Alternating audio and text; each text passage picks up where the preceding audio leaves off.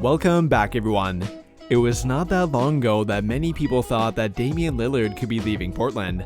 Following them making the Western Conference Finals back in 2019, it really all went downhill from there. They barely made the playoffs in 2020, they got beat in the first round in 2021, and then outright failed to make the playoffs in 2022. What began to go wrong for them though? They still had Damian Lillard, and they had plenty of talent on offense, but that quite obviously was not enough. If you take a look at their team right now, they don't appear to have all that much more talent. The only name that would really stand out to the casual fan would be Damian Lillard. Other than him, you might get a few people pointing out Anthony Simons, or maybe Jeremy Grant if you're lucky, but not too much more outside of them. And that appeared to be true for a majority of the NBA world coming into this season. Very few people had them making the playoffs, let alone even having a winning record. And yet, here they are as the number one seed in the Western Conference, and with the third best record in the entire league, which would look even better if they had won their close game with Brooklyn last night. Regardless though, they are clearly better than many gave them credit for, and in my opinion, it's primarily due to one major change. We'll be talking about that change in today's video, and breaking down how it's completely transformed the look of their team for the better. And if you enjoy the video, don't forget to drop a like after you're done watching, subscribe to the channel for more NBA content, and hit that notification bell to never miss out when I upload a video.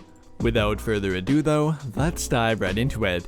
And the change that I've been referring to happens to be with them putting a bigger focus on defense, and primarily through their addition of more wing players. I mentioned this in a prior video, but the last time that Portland had this many talented wing players known for their defense was way back in 2019, with guys like Mo Harkless and Al-Farouq Aminu. But following that, they had very few, if any of them, until this season. And I get it, legit 3-and-D wing players do not come cheap. Nowadays, you typically have to pay about 10 to even 20 million per year for a quality 3-and-D wing.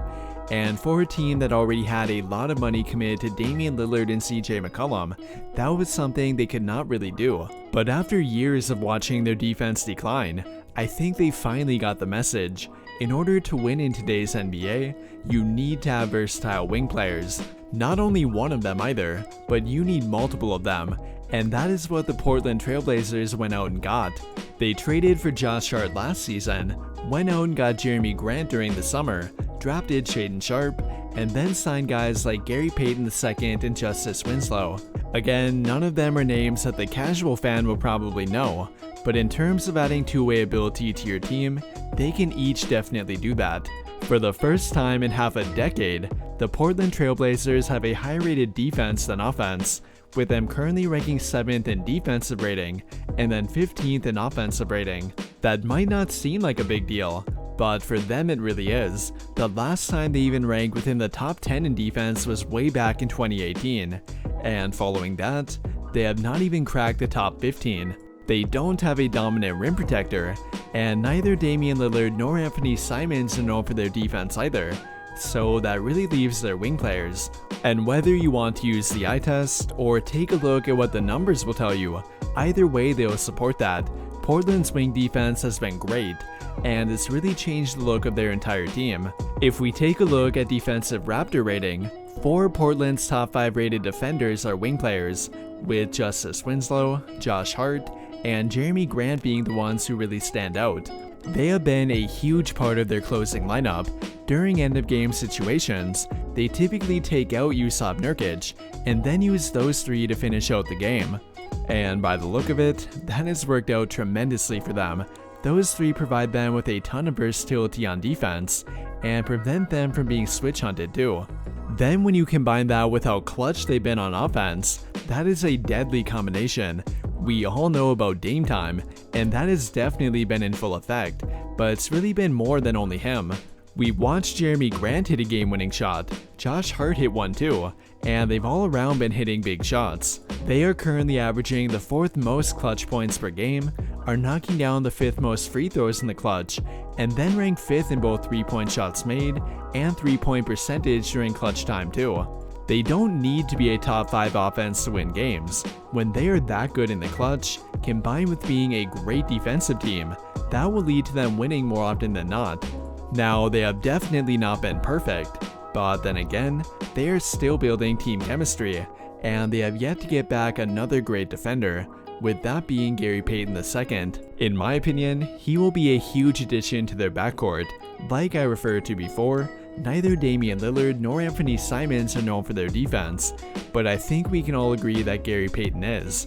And despite being a bit smaller than your average shooting guard, Gary Payton can defend a wide range of players, with that not being limited to only backcourt players either. He was quite obviously a huge part of the Golden State Warriors defense, and we are seeing the effect of losing him right now, but now plug him into an already very good defense, and that could potentially be scary.